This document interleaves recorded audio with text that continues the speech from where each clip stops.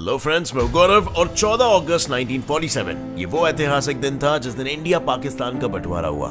लेकिन उस दिन एक और दुखद घटना हुई जिसके बारे में ज्यादा लोग बात नहीं करते। पंजाब का बंटवारा।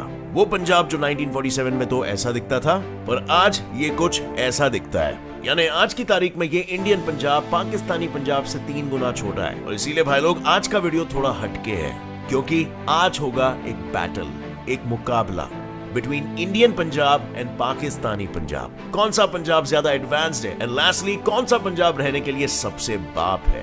तो चलो शुरू करते हैं मुकाबला और देखते हैं इस मैच को कौन जीतता है in today's video titled Indian Punjab versus Pakistani Punjab. So अब इस बैटल का फर्स्ट राउंड है लाइफस्टाइल, यानी बेसिकली कौन से देश का पंजाब किसी भी इंसान के रहने के लिए अच्छा है, ज्यादा प्रेफरेबल है।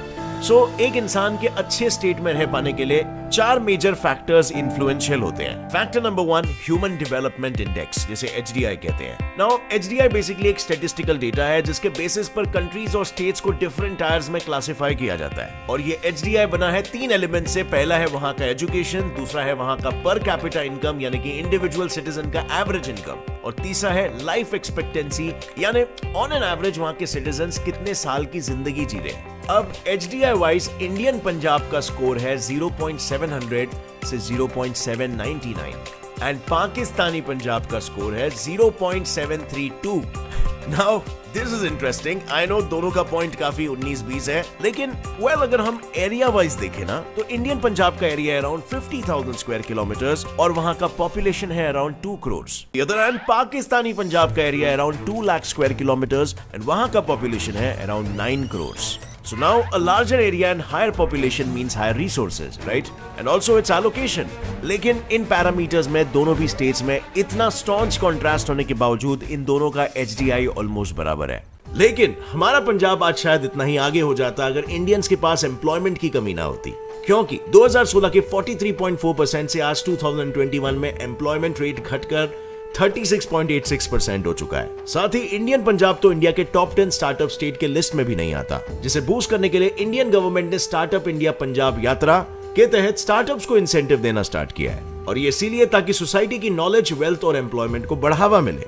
पर इंडियन पंजाब के जीतने की एक और वजह है HDI parameter number 1, education. Because Pakistani Punjab में स्टूडेंट्स को गलत एजुकेशन मिल रहा है। फॉर एग्जाम्पल के लिए उनकी हिस्ट्री में कई सारी चीजें कंप्लीटली झूठ है, गलत होती है, मिसरिप्रेजेंटेड होती है। जैसे कि रॉन्ग फैक्ट नंबर 1, पाकिस्तान की टेक्स्ट बुक के अकॉर्डिंग पाकिस्तान 711 AD में सिंध कॉन्क्वेस्ट के बाद से एग्जिस्ट करता था। नाउ पूरी दुनिया ये जानती है कि पाकिस्तान कब पैदा हुआ था।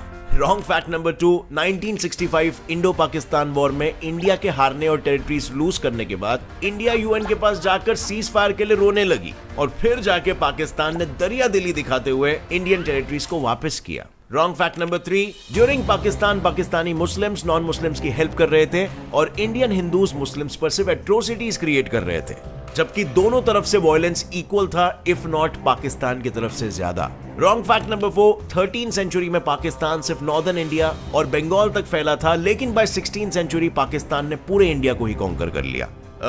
हर कोई जानता है ऐसा कभी हुआ नहीं। So anyway, coming back to our comparison, अब एक स्टेट में एक डिसेंट लाइफ बिताने के लिए दूसरी जो सबसे जरूरी चीज है ना, वो है हमारा infrastructure, which is our factor number 2. So infrastructure wise Indian Punjab में अर्बनाइज्ड एरिया करीब 37.49% है, बट पाकिस्तानी पंजाब में यह है अराउंड 36.71%। So यहाँ पर इंडियन पंजाब 1% ज्यादा अर्बनाइज्ड है, मतलब यहाँ पर थोड़े बेटर अर्बन फैसिलिटीज अवेलेबल है। फैक्टर नंबर 3 है ट्रांसपोर्टेशन। इंडिया से हल्का कम अर्बनाइज होने के बावजूद पाकिस्तानी पंजाब में आज की तारीख में मेट्रो ट्रेन्स और बस सर्विसेज अवेलेबल है, जो अनफॉर्चुनेटली अभी तक इंडियन पंजाब में शुरू नहीं हुई है। यहाँ पर अभी तक सिर्फ लोकल ट्रांसपोर्ट ही अवेलेबल है। So this point definitely goes to Pakistani Punjab. Factor number 4, crime rate.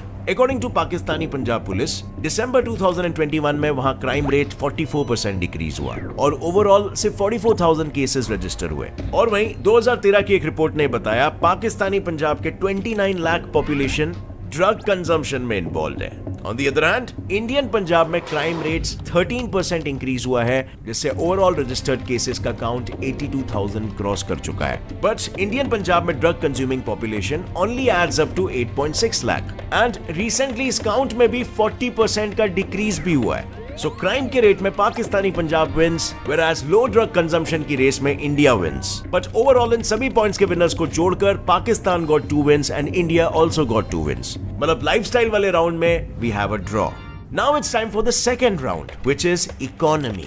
अब इस राउंड में विनर टाइटल पाने के लिए दोनों पंजाब्स को दिखाना होगा कि कौन कितना अमीर है। So let's discuss about the overall GDP contribution of both the states. So Pakistani Punjab contributes 60% to its GDP and Indian Punjab only contributes 2.683% to its GDP।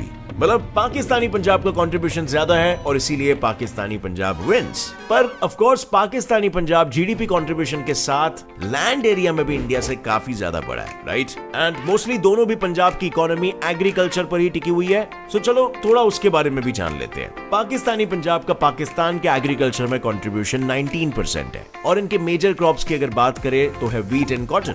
लेकिन इंडियन पंजाब के उससे 3 गुना स्मॉलर साइज के बाद भी इसका एग्रीकल्चरल कंट्रीब्यूशन 27.26% है, जिसमें major contributors है व्हीट एंड राइस। सो ये भी एक इंटरेस्टिंग पॉइंट है जिसमें हम कह सकते हैं kind of India wins, but इससे हमें उनकी इकोनॉमी के बारे में ज्यादा कुछ नहीं पता चल रहा है, तो यहाँ पर बेनिफिट ऑफ डाउट पाकिस्तान को दे दिया जाएगा।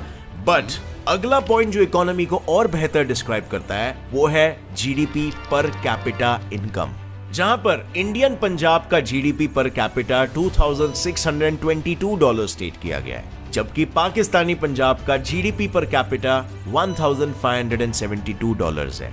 यानी कि जीडीपी पर कैपिटा अगर आपको नहीं पता तो इसका मतलब होता है कि ऑन एन एवरेज उस जगह का एक रहवासी कितना कमा रहा है। So even though Pakistani Punjab की जीडीपी हाई है as compare to Indian Punjab, but don't forget वहां का पॉपुलेशन भी हाई है, तो जीडीपी पर कैपिटा काफी कम हो जाता है। यानी कि on an average Indian Punjab के लोग पाकिस्तानी पंजाब से ऑलमोस्ट 75 से 80% ज्यादा कमा रहे हैं, which is a great indicator of a growing economy. So यहाँ पर क्लियरली ये पॉइंट जाएगा इंडियन पंजाब को। सो इस पॉइंट में भी कुछ कंक्लूसिवली नहीं कहा जा सकता, दोनों स्टेट्स के कुछ पॉइंट्स हैं जो उन्हें एक दूसरे से बेहतर बनाते हैं। But let's move on to the other point. Maybe इस पॉइंट में इंडिया या पाकिस्तान एक दूसरे को ओवरटेक कर ले, क्योंकि तीसरी चीज जो किसी भी स्टेट के लिए सबसे जरूरी होती है वो है उस स्टेट की political stability, and that's exactly round number 3। अब देखो सिंपल सी बात है, आज आप जहां पर रहते हो अगर वहां की गवर्नमेंट हर दूसरे दिन बदलती रहती है तो वो देश के लिए क्या खुद अपने लिए कुछ नहीं कर पाएगी। So according to reports and data, Pakistani Punjab अब तक 3 times under the governor rule plus 2 times under martial law आ चुकी है, which basically means that it's an unstable government. But Indian Punjab on the other hand अभी तक इंडियन नेशनल कांग्रेस के हाथ में ही है, जो अब तक की वहां की लॉन्गेस्ट रूलिंग पार्टी रही है। So now obviously that equals to a stable government. पर स्टेबल और अनस्टेबल गवर्नमेंट का रीजन, वेल पाकिस्तान की अनस्टेबल गवर्नमेंट का रीजन है टेररिस्ट मूवमेंट्स, बिकॉज वहां दर्जनों टेररिस्ट ग्रुप्स है जैसे अल-कायदा, खालिस्तान जिंदाबाद फोर्स, फलाह इंसानियत foundation, Babbar Khalsa international etcetera, ये सारे ग्रुप्स। एंड वहीं इंडिया में सिर्फ एक खालिस्तान मूवमेंट हुआ था जिसे गवर्नमेंट ने भी फौरन कंट्रोल कर लिया। और इंडिया की पॉलिटिकल स्टेबिलिटी का रीजन और स्टेबिलिटी दोनों ही देखकर आप खुद समझ गए होंगे, ये पॉइंट क्लियरली इंडियन पंजाब को जाना चाहिए। So here we have Indian Punjab taking a lead. अब तक 3 राउंड्स हो चुके हैं। फर्स्ट राउंड था लाइफस्टाइल जिसमें हमें कोई विजेता नहीं मिला, सेकंड था इकोनॉमी जिसमें भी कोई क्लियर विजेता नहीं मिला, और थर्ड राउंड था पॉलिटिकल स्टेबिलिटी का जिसमें इंडियन पंजाब जीता। Now fourth round is freedom, जो बहुत इंपॉर्टेंट है एक जगह पर रहने के लिए, है ना। फ्रीडम को हम 2 कैटेगरीज में डिवाइड कर सकते हैं। First, freedom of religion. 1947 में पाकिस्तान और इंडिया का बंटवारा हो चुका था और तब पाकिस्तान में 20 लाख सिख रहा करते थे, जिनका काउंट आज सिर्फ और सिर्फ 50,000 हो गया है। इसीलिए 2020 में US secretary of state Mike Pompeo के अकॉर्डिंग अपने ही देश में रिलीजियन वायलेशन की वजह से कंट्रीज ऑफ पर्टिकुलर कंसर्न की लिस्ट में पाकिस्तान को डाला गया। And not only this, in the same year, Amnesty International Worldwide Human Rights Organization ने खुद पाकिस्तान से अपने देश में बसे माइनॉरिटी रिलीजन के रिलीजियस बिलीफ्स को प्रोटेक्ट कराने की बात की। बिकॉज इस्लामाबाद में बन रहे हिंदू टेंपल के अगेंस्ट जैसे ही पब्लिक ने ऑपोजिशन दिखाया, गवर्नमेंट ने खुद ही इस प्रोजेक्ट को बंद कर दिया। पर एक तरफ पाकिस्तान को उनकी ही माइनॉरिटी पॉपुलेशन के राइट्स एंड बिलीफ्स को प्रोटेक्ट करने की याद दिलाई जा रही है, दूसरे तरफ है इंडियन पंजाब, जिसने अपने 20 मिलियन सिख पॉपुलेशन के लिए 5 मेजर रिलीजियस गुरुद्वारास के साथ 100 हिस्टोरिकल और कल्चरल गुरुद्वारास को भी प्रोटेक्ट किया है। सेकंड फ्रीडम होता है फ्रीडम ऑफ लैंग्वेज। इंडिया के पंजाब में 2.8 करोड़ पंजाबी स्पीकिंग पॉपुलेशन है और पाकिस्तान में करीबन 20 करोड़।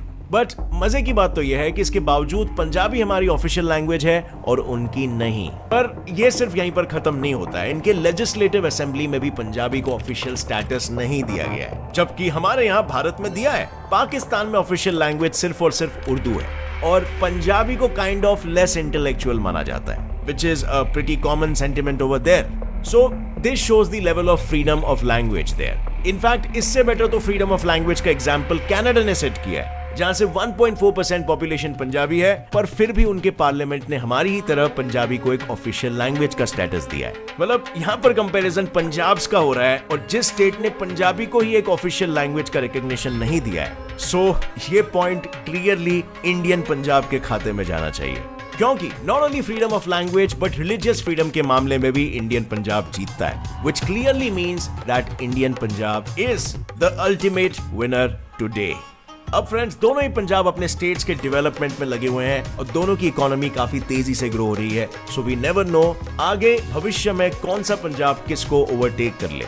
आपकी क्या राय है इसमें? लैंड पॉपुलेशन और रिसोर्सेज वाइज पाकिस्तानी पंजाब हमसे बहुत ज्यादा आगे है, लेकिन पाकिस्तान में इनका सही इस्तेमाल ना होने की वजह से because of political instability and terrorist groups Pakistan इनका पूरा फायदा नहीं उठा पा रहा है। और शायद इसी कंपैरिजन के बलबूते पर पंजाब के एक्स सीएम प्रकाश बादल जी ने कहा था, अगर इंडो पाकिस्तान के रिलेशंस बेहतर होते तो इसका सबसे ज्यादा फायदा हमारे पंजाब को होता, जिसे ट्रेड बूस्ट के साथ कई सारे फील्ड्स में बूस्ट देखने को मिलता। एनीवे, उम्मीद है इस वीडियो से कुछ आपको नया सीखने मिला। लाइक जरूर ठोकना और ये 2 वीडियोस बिल्कुल चेकआउट करना जो आपको स्क्रीन पर दिख रहे हैं, बहुत ही इंटरेस्टिंग वीडियोस है, आपका नॉलेज बढ़ाएंगे। And subscribe for more. See you in another one. जय हिंद।